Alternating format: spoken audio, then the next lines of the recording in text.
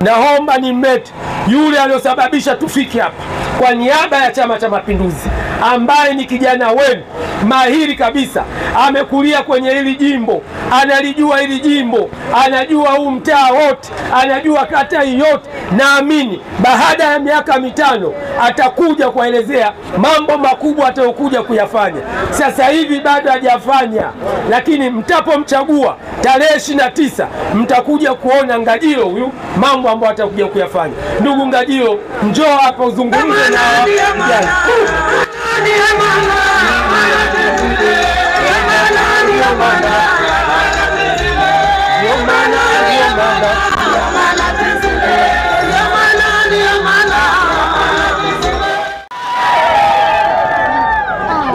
Chama cha Mapinduzi kupitia wananchi wa jimbo la Iringa mjini, kupitia wajumbe wa mkutano mkuu wa jimbo, mliona maono yenu mnamhitaji nani, mkasema sasa baada ya mwanamama kuwepo tunahitaji hichi kijiti kwenye hili jimbo, kijana huyu akimbize hichi kijiti. Hapo vipi?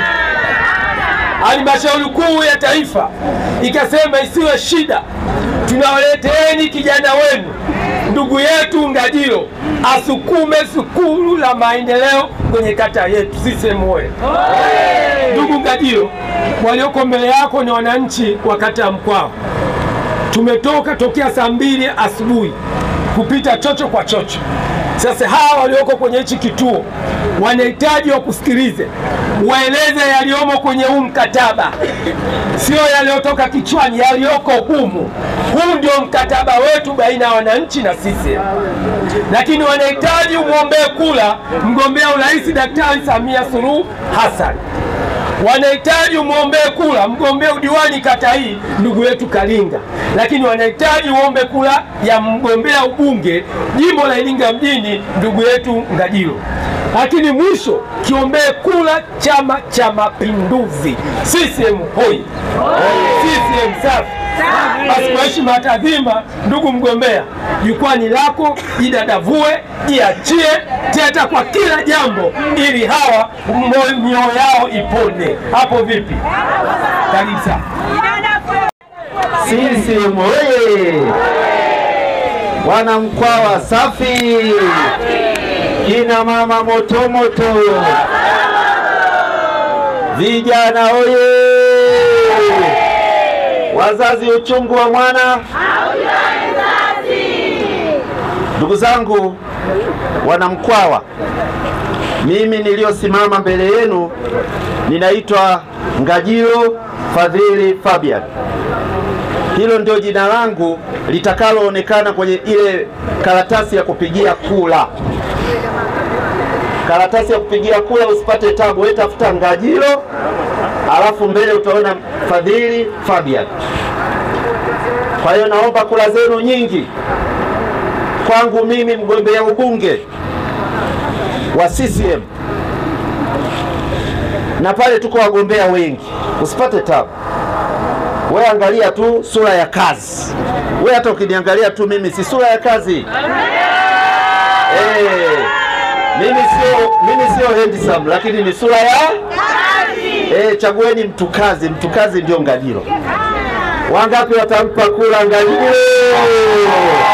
CCM oye! Lakini naomba kura kwa ajili ya Dr. Samia Suluhu Hassan, rais wetu wa Jamhuri ya Muungano wa Tanzania, mwamba wa maendeleo Afrika na dunia nzima. CCM oye! Wangapi watampa kura Samia? Samia safi! Naombeni kura pia kwa ajili ya diwani wenu, anaitwa Kalinga. Kalinga oye! Mmemuona?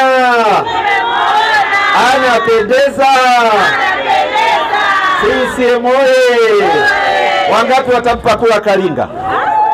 Asanteni sana. Asanteni sana. Ndugu zangu wana Mkwawa, nimepewa muda mfupi sana wa kuzungumza, na maelekezo niliyopewa ni kwamba watu wanatakiwa warudi kwenye shughuli zao, na hii barabara tuiachie ili iendelee shughuli zake.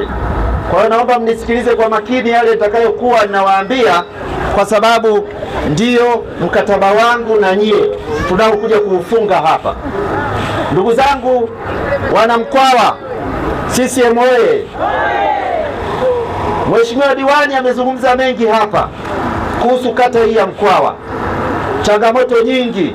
Mimi ahadi yangu ni kwamba tutafanya kazi kwa jirani, mimi na yeye, kwa kushirikiana na nyie wananchi, ili tuweze kuibadilisha hii Mkwawa iwe Mkwawa ya kisasa na iwe Mkwawa yenye ubora zaidi na maisha bora kwa wanamkwawa. Hapo vipi? Hapo sawa. Ndugu zangu wana Mkwawa, kata hii ya Mkwawa imebeba jina la heshima sana la mmoja wa wafalme na machifu wakubwa wanaoheshimika duniani. Chifu Mkwawa nyie wote mnamfahamu, si ndio? Chifu Mkwavinyika, si ndio? Sasa jina lake ni kubwa sana na nyinyi mmepewa heshima ya kata hii kuitwa jina la mtu ambaye ana heshima kubwa sana. Ana heshima kubwa ndani ya nchi yetu, ana heshima kubwa kimataifa. Na sababu mnaifahamu. Mnaifahamu sababu, si ndio? Kwanza amekuwa kiongozi wa eneo hili kama chifu.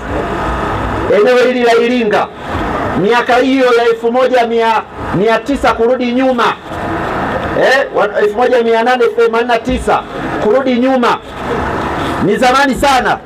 Hata nikikwambia utaje miaka mingapi mpaka leo huwezi kutaja. Unaweza ukatoa hiyo hesabu? Ni miaka mingi, lakini mpaka leo tunamtaja jina lake kwa sababu aliacha historia nzuri, aliacha legacy ambayo leo kata hii mmeiendeleza.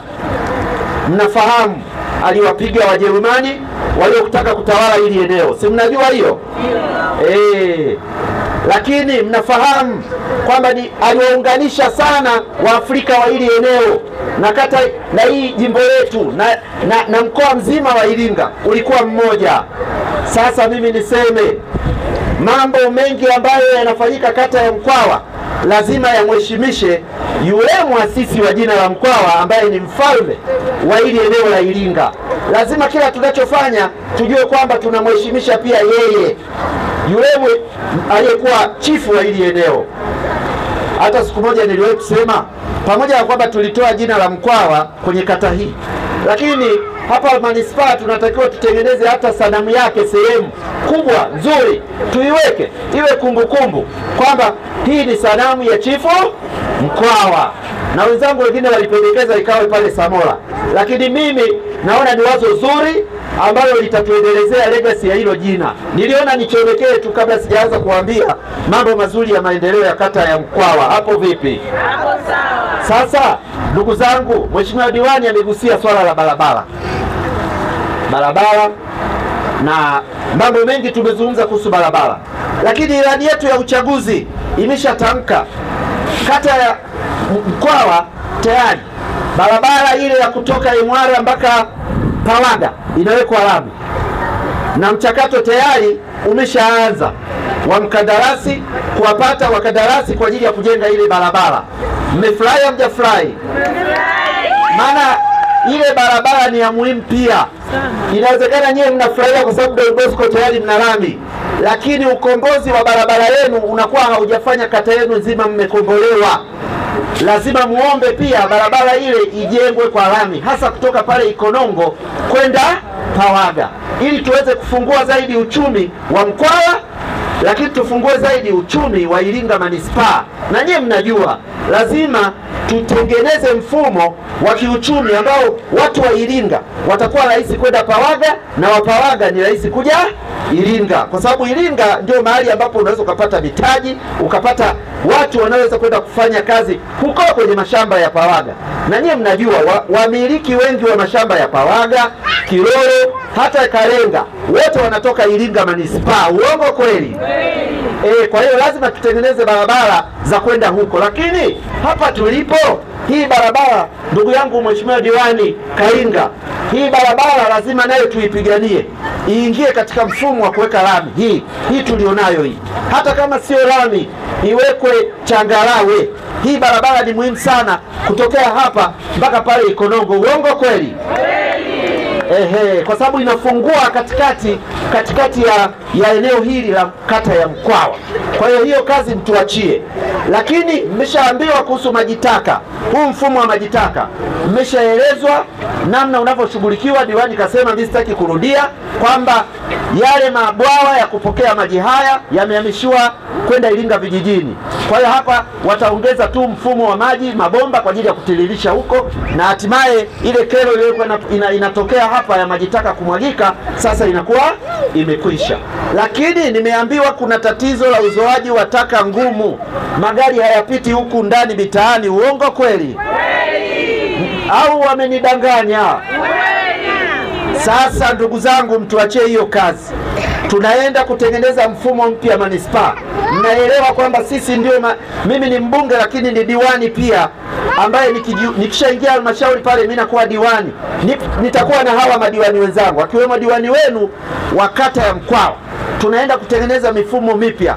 Moja ya jambo ambalo tutalisimamia sana ni kuhakikisha kwamba mfumo wa uzoaji wa takataka unakuwa mzuri na wa kudumu. Hatuwezi kukubali mtu utoke na matakataka huko chini eti unatembea nayo kuyaleta barabarani kufuata lori la takataka. Hiyo ni ustaarabu? Sio ustaarabu huo? Sio sawa, au sio? Kwa hiyo tutatengeneza mfumo mzuri, magari yaingie mitaani ili tuweze kupewa huduma ya uzoaji wa takataka. Hapo vipi? Hapo sawa. Lakini ndugu zangu, mimi nilikuwa nawauliza baadhi ya viongozi wa Mkwawa.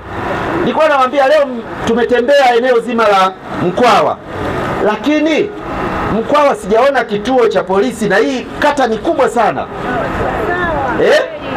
Hii kata ni kubwa, na hii kata ni ya mpakani. Manake mnaungana na jimbo la Kalenga na Isimani. Sasa kata inayokuwa mpakani ni vizuri ikawa na kituo cha usalama cha polisi ili kiweze kusaidia kwenye ulinzi wa hili eneo. Wangapi wanakubaliana na mimi tuanze mchakato wa kuwa na kituo cha polisi? CCM oye! Ndugu yangu diwani, lazima tutafute eneo, tuungane sisi na wananchi hawa tupate kituo cha polisi. Polisi wale tukishapata kituo ni rahisi kuambia, bwana tunawakabidhi ofisi hii, anzeni kuja hapa na silaha zenu, tunataka ili eneo liwe salama na tunataka huduma zije kwa wananchi. Hatuwezi kuwa tunatoka huku na tatizo letu tunaongozana mpaka kule juu, wakati huku ni mpakani. Unajua sisi ni mpakani, huku ni kama mipaka ya nchi. Kwa hiyo lazima tuhakikishe kwamba kuna usalama wa raia ambao utakuwa ni usalama wa raia na mali zao, na watu wanakuwa na uhakika na shughuli zao. Watu wanaweza kufanya kazi masaa 24 bila kubuguziwa kwa sababu usalama uko. Iringa safi! Wana Iringa mpo? Ndugu zangu wana Iringa, naomba niwaongezee jambo lingine nataka kulisema. Nimezungumza sehemu nyingi kuhusu mitaji, uwezeshaji wa mitaji kwa vijana, kwa wakina mama na wale wanaotaka kufanya ujasiriamali. Nimewaambia njia kuu 3 ambazo ninakuja nazo na zimetajwa kwenye ilani ya uchaguzi ndizo tutakazoziishi kwa miaka 5. Moja, tutawaunganisheni na taasisi za mikopo, taasisi za kuwapa mikopo ya riba nafuu. Vile vinaitwa vimangala, kwa kweli hatuvitaki. Hatuvitaki. Tunavipiga vita. Tutavipiga vita kwa namna zozote, maana vinakosa ustaarabu na heshima kwa mwanadamu. Na mnajua Dr. Samia amesema anataka kazi na utu, yaani tufanye kazi lakini kuwe na utu. Sasa wewe unatuleteje mikopo haina utu ndani yake? Tunapokopeshana unanikopesha huku unacheka, siku ya marejesho unataka tushikane mashati, unizalilishe, uchukue TV yangu ubebe mpaka kitanda cha kulalia. Huo ni utu au sio utu? Kwa hiyo lazima tuwaunganishe na taasisi ambazo zitakuwa za mikopo ya riba nafuu. Tunajua kwamba kuna mikopo ile ya serikali, lakini ile fedha yake ni chache, lazima tuwapeleke kwenye taasisi binafsi. Lakini hizi taasisi binafsi tuzipe masharti kwamba sisi hatutaki wananchi wetu wanyanyaswe, hatutaki utaratibu wa kukopeshana mikopo ambayo riba yake ni kubwa, lakini uchukuaji wa marejesho usiwe wa kunyanyasana. Hiyo ndio tunayoitaka CCM oye! Lakini la pili, tumesema hivi, mimi Ngajilo ninaamini katika elimu ya ujasiriamali. Mtashuhudia wakati wa uongozi wangu, tutatoa elimu ya ujasiriamali kila mahali. Tutahakikisha kwamba watu kwenye shughuli zao wanapewa elimu ili waweze kujua, iweze kuwasaidia kuwatoa katika hali walizonazo kwenda kwenye hali bora zaidi. Ndugu zangu, nataka niwaambie, nisikilizeni vizuri tena kwa makini. Mnanisikiliza? Mama yangu, unanisikiliza? Nisikilizeni.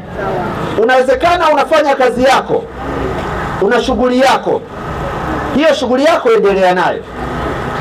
Unatengeneza vitafunwa, sawa. Unauza vinywaji vyako kama ni pombe, sawa.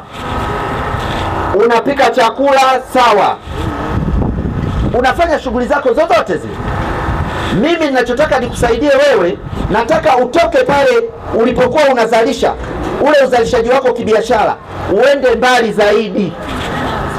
Yaani kama ulikuwa unazalisha chapati, maandazi, bagia hayazidi 100, nikupeleke kwenye maelfu ya hizo bidhaa. Utaniuliza sasa nitaziuza wapi? Mimi kazi yangu ni kukuonyesha masoko, kukufungulia masoko.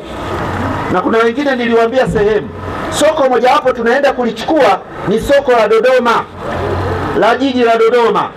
Tayari tumejipanga kuchukua soko la Dodoma kwa ajili ya vitafunwa. Na wapeni hiyo siri, na hilo mtaliona litakuja. Niliwaambia watu wananiuliza kwa nini Dodoma? Nikawaambia Dodoma, serikali nzima imehamia Dodoma. Wafanyakazi zaidi ya 30,000 wako pale. Hawanywi chai wale? Si wanahitaji vitafunwa wale? Haya, kuna wanafunzi chuo kikuu kimoja tu cha UDOM, Dodoma University. Kile chuo kina wanafunzi zaidi ya 40,000. Wale hawanywi chai? Hawahitaji vitafunwa? Sasa hao ukiacha wenyeji na vyuo vingine vilivyopo pale. Kwa hiyo kuna soko kubwa ambayo tunaenda kuwafungulieni maeneo mbalimbali. Inaweza ikawa Dodoma, inaweza ikawa Dar es Salaam, inaweza ikawa Morogoro. Kokote tutakapopata soko la kuuza bidhaa zenu ndogo ndogo, tutawapeleka huko. Kuna mtu mwingine akaniambia, sasa mbona unaongelea mambo madogo madogo? Ulitakiwa wewe unaongea mambo makubwa. Nikamwambia hakuna tajiri duniani alianza na mambo makubwa akawa tajiri. Matajiri wote huwa wanaanza na vitu vidogo vidogo. Kile unachokidharau brother, sister, mama yangu, kile unachokidharau ndicho ambacho kina uwezo wa kukutoa kwenye maisha yako. Mnanisikia? Wewe unayetengeneza hizo bagia unazidharau leo, unaona bagia ni chache, bagia zinanipa faida ndogo. Nataka nikwambie, akitokea hapa mtu ametoka zake huko China akatua Iringa akaziona hizi bagia, mnawajua wa China nadhani, wakigundua kabla ya tarehe 29 kuna bagia, mtashangaa zinauzwa Afrika nzima, bagia za Iringa, na zinaandikwa zimetengenezwa China, zitaandikwa kwa Kichina. Sasa bagia kwa Kichina sijui watasemaje. Watasemaje bagia kwa Kichina? Kwa hiyo kabla hawajaja wale jamaa wanaoibaga teknolojia, wanaoiba mipango, tuanze sisi Wanairinga kuwezesha vile vitu ambavyo Mwenyezi Mungu ametujalia hapa hapa. Vile vitu vidogo vidogo unavyovizarau ndio matajiri wamekuwa matajiri. Kuna mtu anauza ice cream, keki na nini, leo ndio bilionea wa Tanzania nzima. Si ndio? Si Baresa? Lakini ndio muuzaji wa vitu vidogo vidogo hivi. Si ndio? Kuna mwingine anauza pipi tu. Ni milionea. Lakini sisi Waswahili tukiambiana, bwana hicho ulichonacho ni kidogo, uza, utakuwa tajiri, tutengeneze masoko makubwa ukauze. Watu wanaanza kushangaa. Ukienda sasa hivi Zimbabwe, unaenda unashangaa masoko ya Zimbabwe, Namibia, unaenda kukutana na pipi iliyotengenezwa Iringa. Pipi ya Ivory iko Zimbabwe, nimeikuta mimi. lakini aliyetengeneza ni mtu wa Iringa, si ndio? Sasa kwa nini wewe usiuze bagia hapo Dodoma? Kwani Dodoma na hapa masaa mangapi? Si masaa mawili matatu?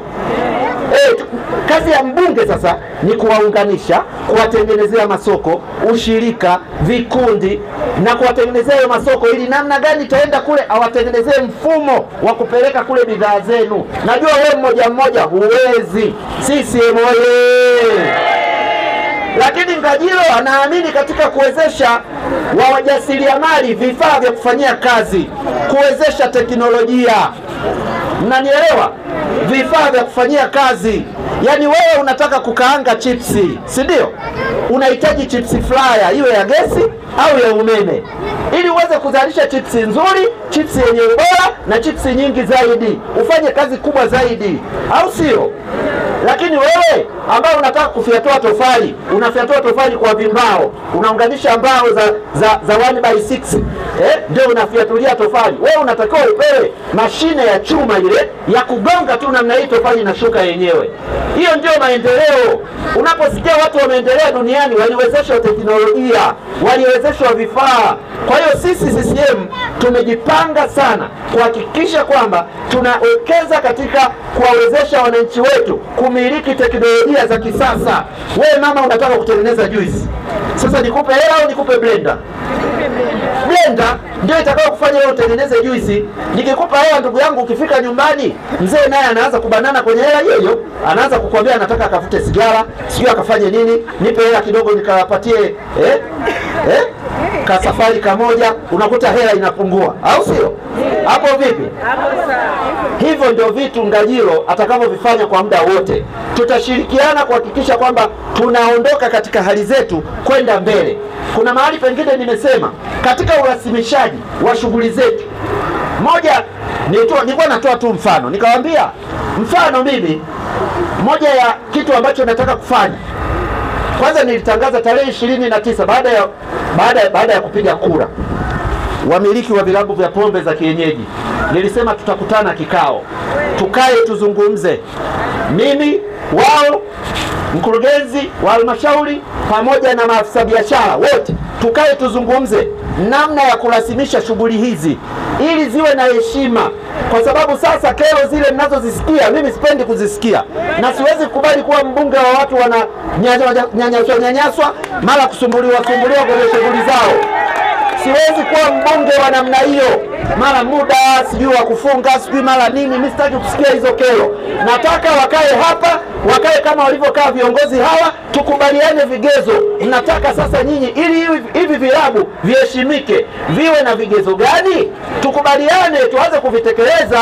Kama mnataka tuviboreshe, tuambieni. Mbunge yuko hapa, atatuunganisha na fedha, atatuunganisha na taasisi za mikopo, tuweze kuboresha hivi vilabu vyetu viwe vya kisasa.